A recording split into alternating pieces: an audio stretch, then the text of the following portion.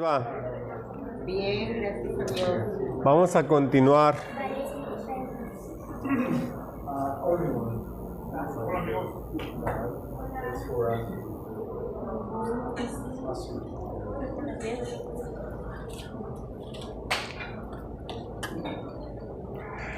La semana pasada empecé compartiendo el tema de la Cuaresma. Ya ven que estamos en época de Cuaresma desde hace como 3 semanas, una cosa así, ¿verdad? Entonces,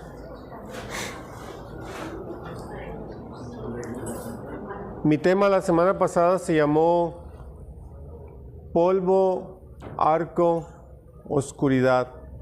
Y con respecto al polvo, hablé de cómo el miércoles de ceniza nos recuerda la fragilidad de la vida humana, pero también nos recuerda la depravación de la vida humana y que al final del día del polvo fuimos creados y al polvo regresaremos. Con respecto al arco, más particularmente el arco iris, nos recuerda el juicio y la respuesta drástica y definitiva de Dios hacia el pecado, así como su promesa y su pacto.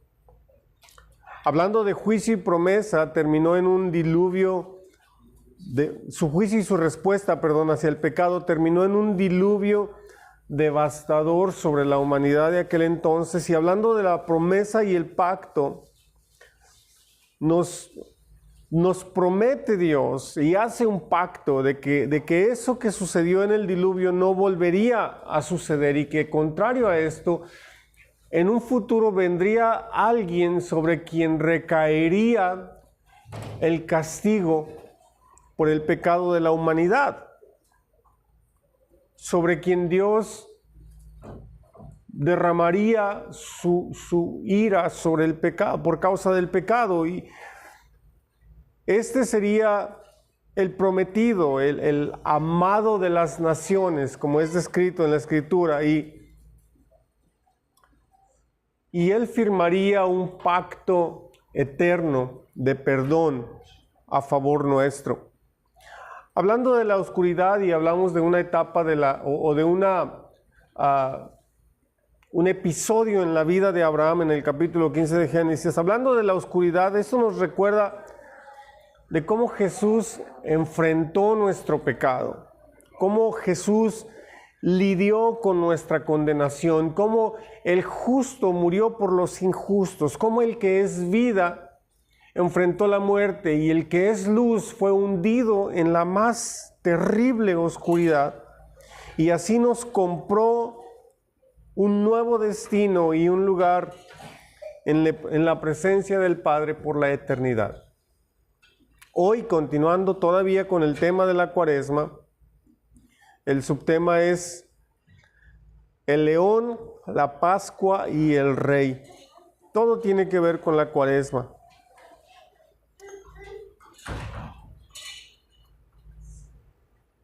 Hablando de el león, Jacob, en su lecho de muerte, profetizó sobre sus hijos. Jacob tenía 12 hijos varones y Jacob previó en el futuro de sus hijos la ascendencia o el deterioro, el empobrecimiento o la abundancia o la prosperidad para algunos. Y en algunos sería un futuro lleno de violencia y dolor, pero para otros sería un futuro de prominencia y abundancia. Cuando llega a Judá, no sé si lo ubican, pero Judá era el cuarto de los hijos de Jacob. Cuando llega a Judá, menciona lo siguiente en Génesis capítulo 49. Tú, Judá, serás alabado por tus hermanos, dominarás a tus enemigos y tus propios hermanos se inclinarán ante ti. Mi hijo Judá es como un cachorro de león que se ha nutrido de la presa. Se tiende al acecho como león, como leona que nadie se atreve a molestar. El cetro no se apartará de Judá, ni de entre sus pies el bastón de mando, hasta que llegue el verdadero rey, quien merece la obediencia de los pueblos. Judá amarra su asno a la vid y la cría de su asno a la mejor cepa. Lava su ropa en vino, su manto en la sangre de las uvas. Sus ojos son más oscuros que el vino, sus dientes más blancos que la leche. Ya sabemos que en el lecho de muerte hay muchas cosas que se dicen, ¿verdad? Generalmente se hacen las paces, se hace la reconciliación, se dejan las herencias, etcétera, etcétera. Bueno, Jacob, y en el mundo antiguo, uno de los actos que en mi punto de vista son más preciosos es que hablan, proclaman, profetizan para sus hijos. Y en el caso de Judá, el destino o el futuro de Judá, Jacob lo ve como un futuro de distinción. Jacob lo ve como alguien que sería tenido en alta estima por sus hermanos. Por eso dice, tus hermanos te alabarán. También habla de que recibiría tributo de todas las naciones. En el versículo 10 dice, para él será la obediencia de los pueblos. Luego habla de que su reinado sería duradero e indisputado. En el versículo 10 también dice, el cetro no se apartará de Judá. Y hablaba de un tiempo de abundancia abrumadora. No sé cuánto conocen ustedes o conocemos nosotros sobre las vides o las viñas, pero es una planta que requiere atención, ¿sí? Es una planta que generalmente no es de un tronco muy grueso y sus ramas no son muy gruesas. De hecho, en algunos viñedos que me ha tocado ver, tienen que poner como soportes y cables para poder amarrar las ramas y que se sostengan, ¿verdad? Bueno, en el tiempo, hablando del tiempo de la abundancia abrumadora y que cómo era iba a correr el vino y tal, eso para los nómadas, ya sabemos que en el tiempo de Abraham, Isaac, Jacob, ellos eran nómadas, no tenían un lugar donde vivir. Para los nómadas el vino era un lujo.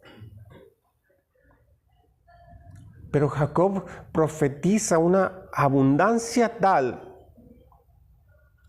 que hasta iban a poder amarrar a su burrito en una viña sin temor a que se dañara.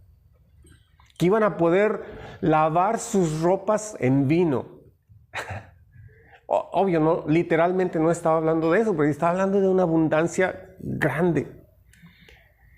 Y más me sorprende que dice que hasta los ojos se les iban a ver más oscuros que el vino. Aparte de la borrachera, ¿ustedes han visto algún otro efecto del vino en una persona?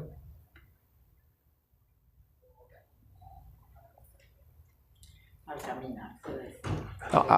Aparte de eso, aparte de borrachera y todo eso. La mente, ¿no?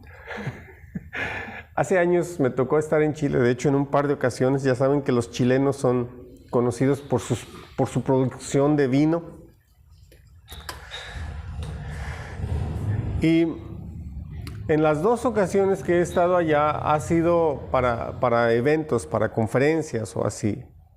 Y en las dos ocasiones yo sabía, por las sonrisas, yo sabía quiénes eran chilenos y quiénes no eran chilenos. Porque en su sonrisa se notaba el efecto del vino. No lo digo en el mal sentido, por supuesto. Pero los dientes agarran una tonalidad diferente por causa del vino, ¿sí? Entonces, es diferente a la tonalidad del café o de otras cosas. Entonces yo veía las sonrisas y yo decía, ese es chileno. O este no es chileno. Pero Judá o Jacob habla de de los ojos, y eso a mí me llama mucho la atención, el color más oscuro por causa del vino, pero habla, obviamente, habla de un futuro de abundancia, y el reino de Judá lo describe como un futuro glorioso, y llama a Judá como león. Ahora, ya sabemos que Jacob estaba profetizando o estaba hablando acerca de Jesús, que por cierto es descendiente de la tribu de Judá. Más adelante, en el libro de Apocalipsis 5, Juan tiene una visión de la coronación del león de Judá.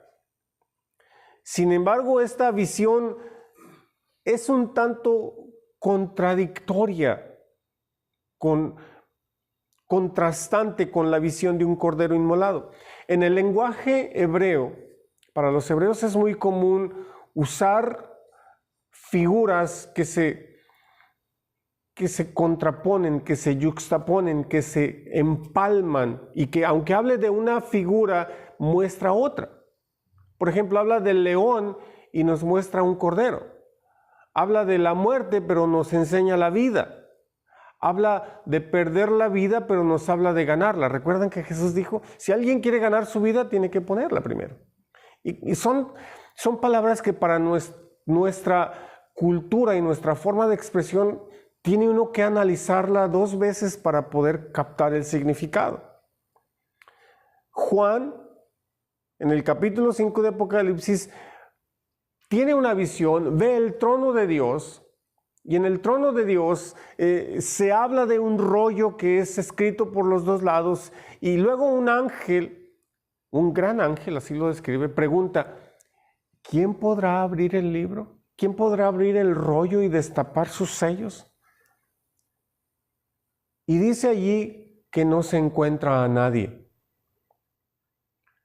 Y la reacción de Juan, personalmente a mí me da mucha ternura, porque Juan llora abundantemente, llora y llora, porque no hay nadie que puede abrir el libro, que puede abrir el rollo y destapar sus sellos. Pero justo cuando está así en un llanto tan profuso y profundo, uno de los ancianos en la visión habla con él. Apocalipsis 5 dice, uno de los ancianos me dijo, deja de llorar, que ya el león de la tribu de Judá, la raíz de David, ha vencido. Él sí puede abrir el rollo y sus 7 sellos. ¿Quién? El león de la tribu de Judá. Versículo 6. Entonces vi en medio de los 4 seres vivientes y del trono y los ancianos a un cordero. ¿Quién estamos hablando de un león? Bueno, a un cordero que estaba de pie y parecía haber sido sacrificado. Tenía 7 cuernos y 7 ojos, que son los 7 espíritus de Dios enviados por toda la tierra. Se acercó y recibió el rollo de la mano derecha del que estaba sentado en el trono. Cuando lo tomó, los 4 seres vivientes y los 24 ancianos se postraron delante del cordero. Cada uno tenía un arpa y copas de oro llenas de incienso, que son las oraciones del pueblo de Dios. Y entonaban este nuevo cántico. Digno eres de recibir el rollo escrito y de romper sus sellos, porque fuiste sacrificado y con tu sangre compraste para Dios gente de toda raza, lengua, pueblo y nación. De ellos hiciste un reino y los hiciste sacerdotes al servicio de nuestro Dios y reinarán sobre la tierra. Es el león de la tribu de Judá y la raíz de David quien es digno de abrir, de leer el rollo. Pero inmediatamente después nos muestran a un cordero inmolado. Cuando leemos los evangelios, los 4 evangelistas nos muestran que Jesús demostró su gran poder por medio de la debilidad. Mostró su señorío y su gobierno a través del servicio. Mostró su reinado soberano a través del autosacrificio. En otras palabras, Jesús fue inmolado porque era el león y fue coronado porque era el cordero. Cuando enfrentamos momentos de quebranto, angustia y de dificultad, podemos ver cómo Jesucristo sufrió el quebranto por nosotros para que nosotros pudiéramos experimentar la abundancia de su reino en nuestra vida. Jesús mismo declaró: yo he venido para que tengan vida y para que la tengan en abundancia. Pasando a la siguiente palabra, que es la Pascua. En el capítulo 12 de Éxodo, justo antes de que Dios envíe la última plaga sobre Egipto, ¿recuerdan cuántas plagas mandó Dios en total? 10 plagas, ¿verdad? Recuérdenme algunas de ellas, por favor. No todas, nada más algo. Las ranas. Los piojos. Ay, híjole. Se me hace que mandó unas aquí también. El granizo. El sangre, granizo. ¿Mande? Langostas. Las langostas, las tinieblas. ¿Qué más? ¿Ah? La muerte de los primogénitos. No se me adelante, todavía. Tranquila, tranquila. Pero todo ese tipo de plagas, ¿verdad? Las úlceras, ¿se acuerdan? Sí. Me sorprende mucho cómo Dios le dice a Moisés que agarre polvo y lo aviente, y es el símbolo de la caída, de la llegada de las plagas en algunos casos. El ganado, ¿se acuerdan? Que muere el ganado. Entonces, Dios le paga a Egipto por el trato que le ha dado a su pueblo, ¿verdad? Egipto cosecha lo que sembró por haber actuado tan ruin y cruelmente contra el pueblo de Dios. Ellos sembraron eso y cosecharon el resultado de eso. Justo antes de que Dios manda la última plaga en Egipto, Moisés recibe las instrucciones para darle al pueblo de Israel. Les dice: este mes va a ser el más importante para ustedes. Y les dice que el primer día del mes necesitaban escoger un cordero de 1 año. ¿Sí? Dice que puede ser una cabra también, macho, pero la preferencia es un cordero de 1 año. El día primero del mes lo tienen que meter a la casa para vigilar, porque se necesitaba que fuera un animal perfecto, ¿sí? Sin defecto, nada de la pezuña astillada, nada de una oreja así, nada de que estuviera ciego, tuviera carnosidad, ningún defecto. Así lo describe Dios. Y dice que si la familia es muy pequeña, entonces la familia debería de juntarse con su vecino más cercano y escoger un sacrificio para ambas familias. Luego leemos Éxodo capítulo 12, versículo 5 en adelante. El animal que se escoja puede ser un cordero o un cabrito de 1 año y sin defecto, al que cuidarán hasta el 14 del mes, día en que la comunidad de Israel en pleno lo sacrificará al caer la noche. Tomarán luego un poco de sangre y la untarán en los 2 postes y en el dintel de la puerta de la casa donde coman el cordero. Deberán comer la carne esa misma noche, asada al fuego y acompañada de hierbas amargas y pan sin levadura.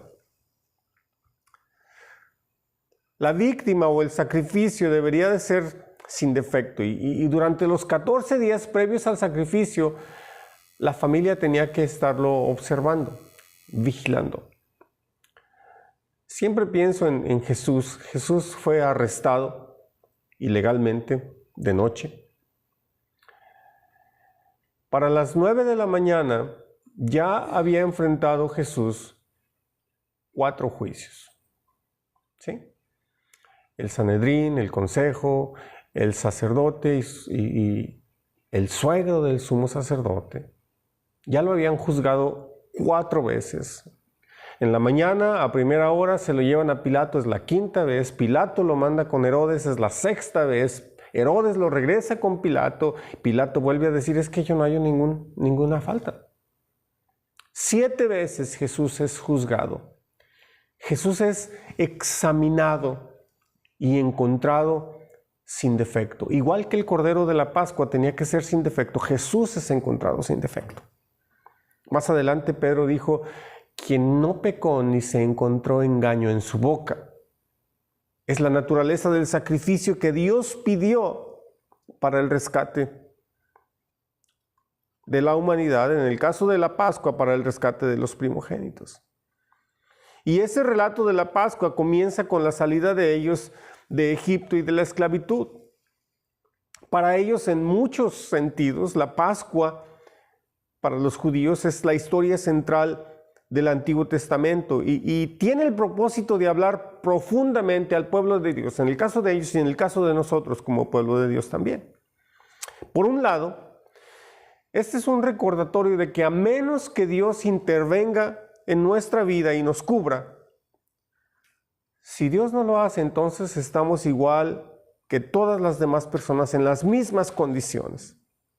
Y somos parte de una creación rebelde que se encuentra bajo el juicio y la condenación de Dios. Es nuestra identidad como seres humanos. Y si no tenemos esto en mente de que somos humanos y estamos expuestos, entonces no podremos caminar con humildad ni delante de Dios ni delante de la gente. Por otro lado, nos recuerda que lo primero que Dios quiere de nosotros es confianza.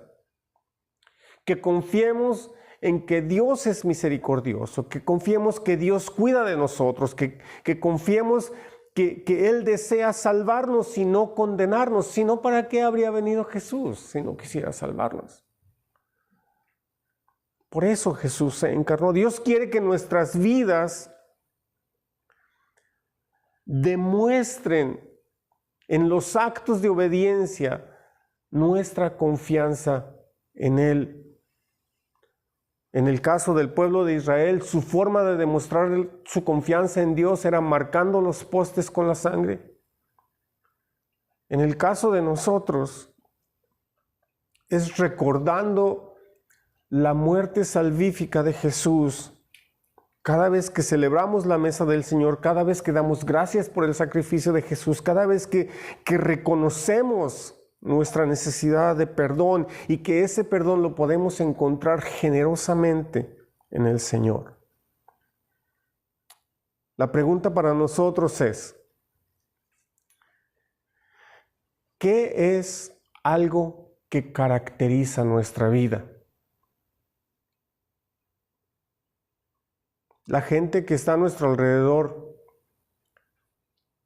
¿pueden decir que nosotros somos gente de corazón humilde y compasivo?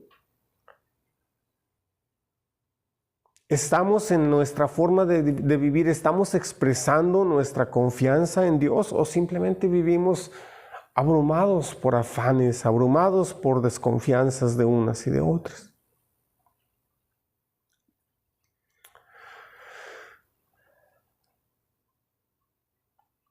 Hablando de la Pascua, ya ven que Dios le dijo a Moisés que el ángel de la muerte pasaría por las casas y que donde no hubiera sangre, allí habría un primogénito muerto, que fue el caso de los egipcios. No había sangre en sus puertas, entonces los primogénitos murieron. ¿Qué hubiera pasado si un primogénito de Israel, abrumado por el miedo, se saliera de su casa y no estuviera ahí bajo la protección de la sangre del Cordero? ¿Qué piensan? ¿Habría muerto? Se los voy a poner de una forma más clara.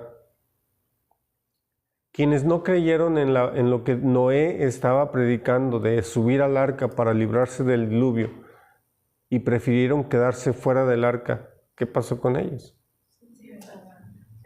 Es muy simple la respuesta, ¿verdad? Así fue en la Pascua, en la primera Pascua. El siguiente subtema, hablando del rey. La gente piensa acerca de Jesús en diferentes maneras. Muchos dicen que era un profeta, muchos dicen que era un maestro, muchos dicen que era un buen hombre, tarara. El Salmo 110 es uno de los salmos mesiánicos que describen a Jesús como uno, o que nos habla de dos de sus principales funciones o actividades. Nos habla de dos roles de Jesús, uno como sacerdote y uno como rey. Salmo 110, versículo 1. Así dijo el Señor a mi Señor: siéntate a mi derecha hasta que ponga a tus enemigos por estrado de tus pies.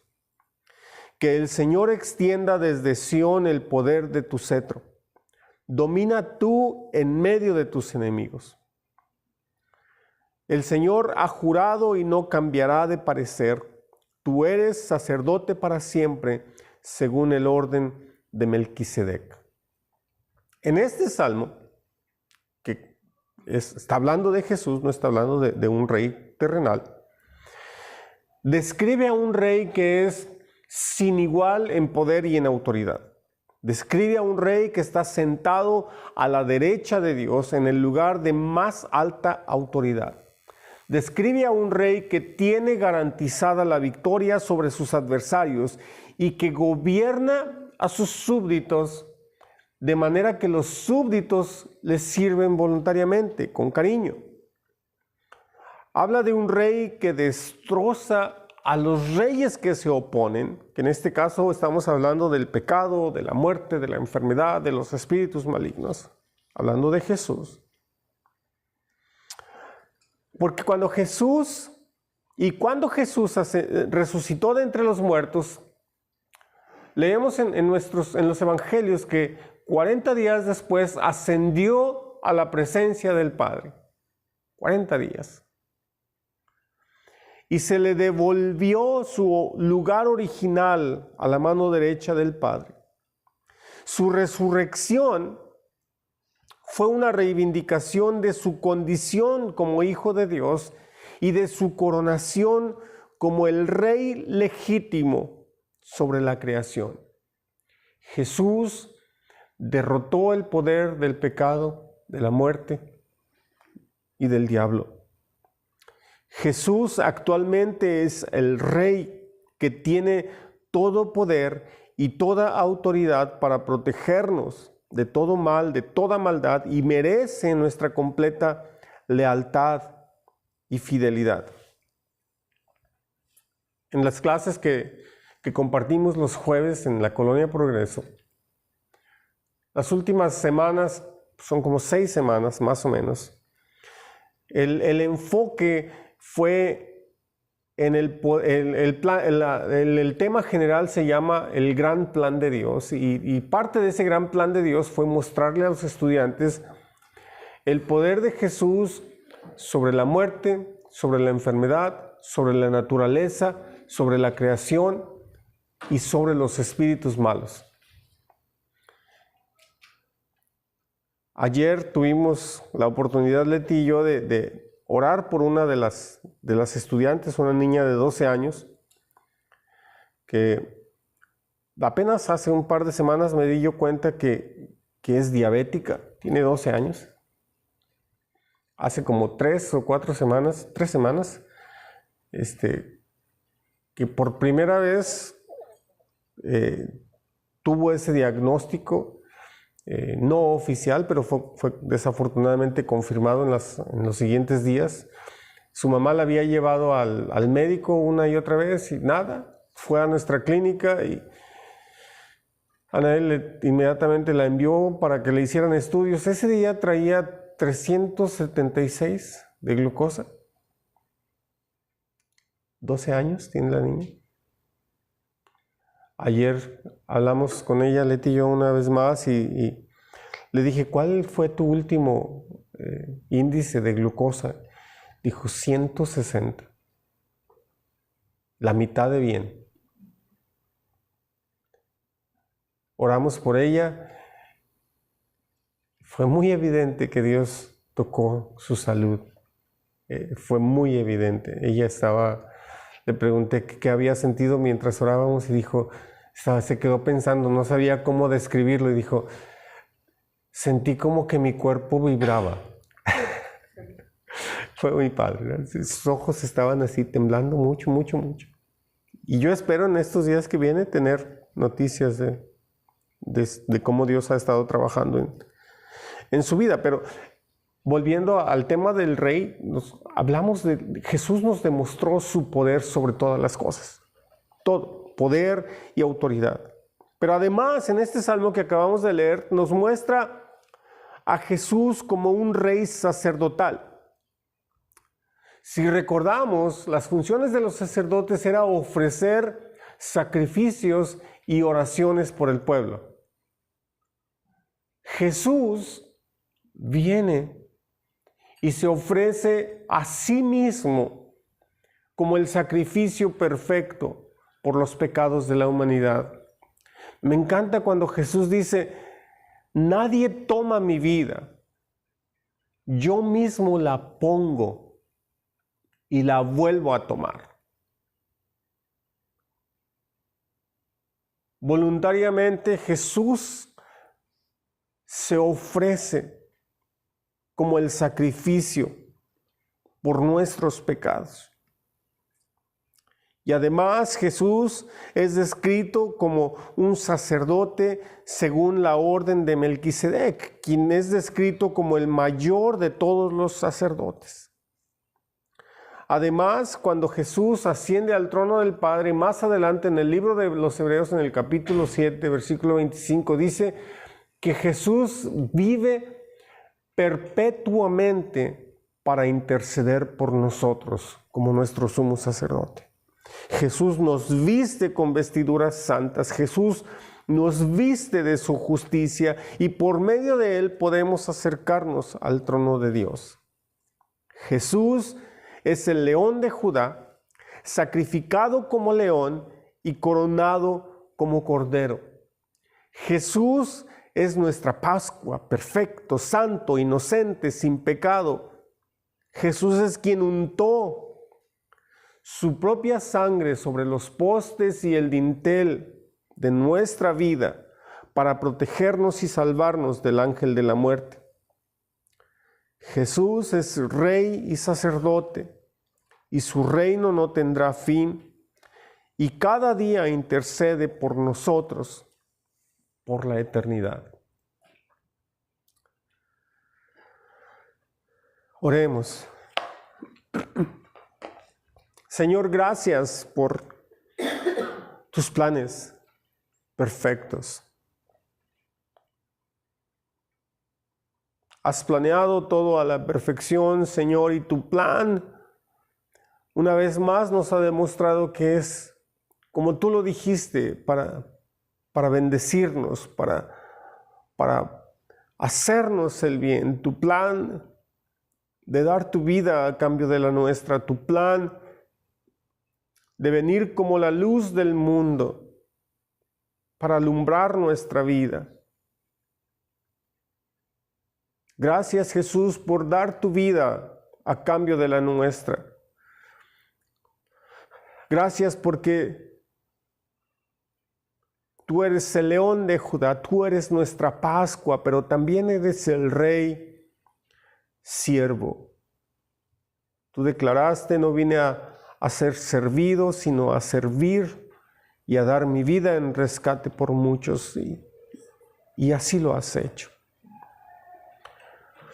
Muchas gracias, Señor. Pedimos tu bendición para cada uno de los que estamos aquí. Bendice nuestra vida, nuestra casa, nuestro trabajo, las diferentes actividades que tenemos en la semana. Bendice nuestros planes, nuestra salud y ayúdanos para que en cada aspecto de nuestra vida podamos mostrar nuestro amor y confianza en ti. Podamos permitir que tu luz brille a través de nuestra vida. En el nombre de Jesús. Amén. Amén.